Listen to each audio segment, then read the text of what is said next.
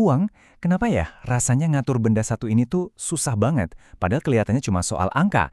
Nah, dalam pembahasan kali ini, kita nggak akan ngomongin cara bikin anggaran atau rencana tabungan yang gitu-gitu aja. Kita bakal bongkar psikologi di balik setiap rupiah yang kita belanjakan. Kenapa sih kita belanja? Kenapa kita nabung? Dan kenapa kok semua ini seringkali terasa rumit banget? Pernah nggak sih ngerasa pusing 7 keliling cuma gara-gara ngurusin uang?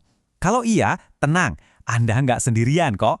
Jawabannya itu ternyata bukan ada di kalkulator, tapi di dalam kepala kita sendiri. Ini adalah pertarungan batin yang ya hampir kita semua hadapi setiap hari. Dan ini nih salah satu pemicu utamanya. Ada sebuah survei dari Kata Data Insight Center yang ngasih angka yang bikin kita mikir dua kali.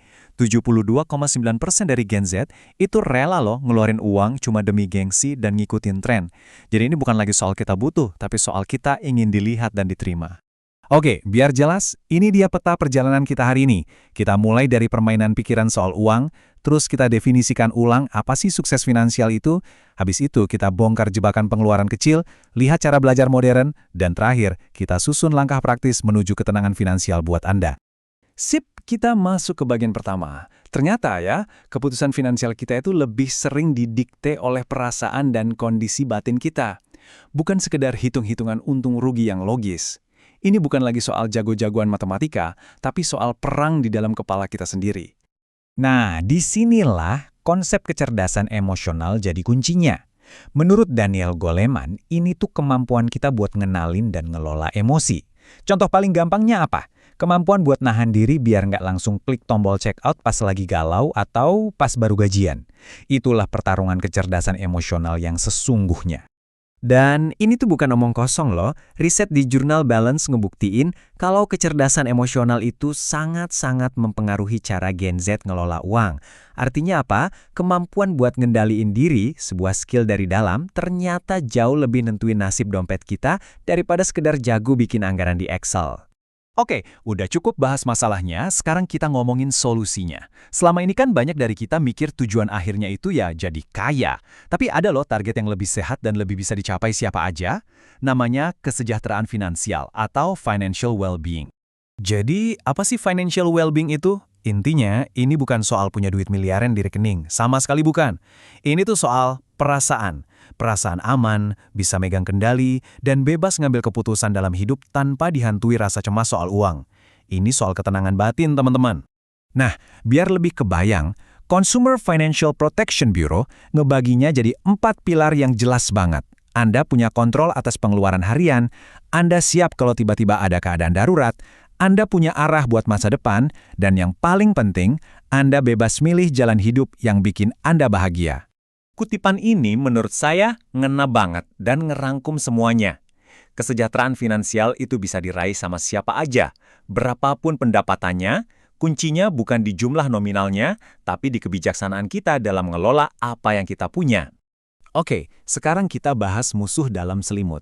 Sesuatu yang kecil, sepele, tapi bahaya banget kalau dibiarin, yaitu jebakan latte factor.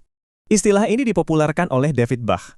Latte factor ini tuh istilah buat semua pengeluaran kecil yang rutin kita lakuin tanpa sadar, ngopi-ngopi cantik, langganan aplikasi streaming yang jarang ditonton, atau jajan boba tiap sore. Kedengarannya sepele kan, tapi kalau ditotal, wah, efeknya kayak bola salju yang makin lama makin besar. Coba kita hitung-hitungan simpel ya. Kopi Rp20.000 sehari mungkin nggak berasa. Tapi coba deh kita lihat. Dalam sebulan itu jadi Rp600.000. Setahun udah lebih dari Rp7 juta loh. Coba bayangin, uang segitu bisa buat apa aja. Bisa buat DP motor, bisa buat modal ikut kursus, atau jadi dana darurat. Poinnya bukan berarti nggak boleh ngopi ya, tapi ini soal kesadaran penuh. Kita tahu kemana perginya uang kita. Untungnya, di zaman sekarang belajar soal duit gak perlu lagi lewat cara-cara yang kaku dan bikin ngantuk. Justru, platform kayak TikTok sekarang jadi sekolah baru buat kita. Coba deh bandingin. Dulu, kita harus baca buku tebel-tebel atau ikut seminar yang formal banget. Sekarang, cukup scroll TikTok, lewat tagar #Fintalk, kita bisa dapat ilmunya dalam video 60 detik. Bahasanya santai, relate, dan jujur aja lebih seru. Dan banyak banget loh tren-tren yang beneran praktis dan bisa dicoba. Ada yang namanya tantangan cash stuffing pakai amplop, ada no spend week, ada ide-ide side hustle, sampai ngomongin soal investasi receh. Ini semua bikin ngatur duit jadi kayak main game, jadi lebih nyata dan asyik. Eits, tapi ada tapinya. Dan ini penting banget. Nggak semua yang viral itu benar dan cocok buat kamu. Jadi, kita harus pinter-pinter. Selalu bersikap kritis, cek siapa yang ngasih tips, dan jangan pernah telan mentah-mentah semua nasihat keuangan dari video singkat. Anggap aja hashtag Fintalk itu inspirasi, bukan dokter keuangan pribadi Anda. Oke, kita udah bongkar psikologinya, nentuin tujuan barunya, ngintip jebakannya, dan nemu cara belajar yang asyik. Sekarang, gimana cara nyatuin semuanya jadi langkah yang nyata? Perjalanannya bisa kita rangkum jadi 4 langkah simpel ini. 1. Sadari dulu kalau ini soal emosi bukan cuma logika. 2. Ubah target dari kaya raya jadi tenang jiwa. 3. Coba deh cari tahu latte factor versi kamu sendiri itu apa. Dan 4. Terus belajar, cari cara yang paling kamu suka dan paling cocok buat kamu. Dan pada akhirnya semuanya akan kembali ke sini. Kutipan ini jadi pengingat buat kita semua, bahwa financial well-being itu bukan cuma soal angka di rekening, tapi soal rasa damai dan tenang di hati. Jadi saya mau ninggalin Anda dengan satu pertanyaan kecil. Bukan rencana besar buat bulan depan atau tahun depan, tapi buat hari ini.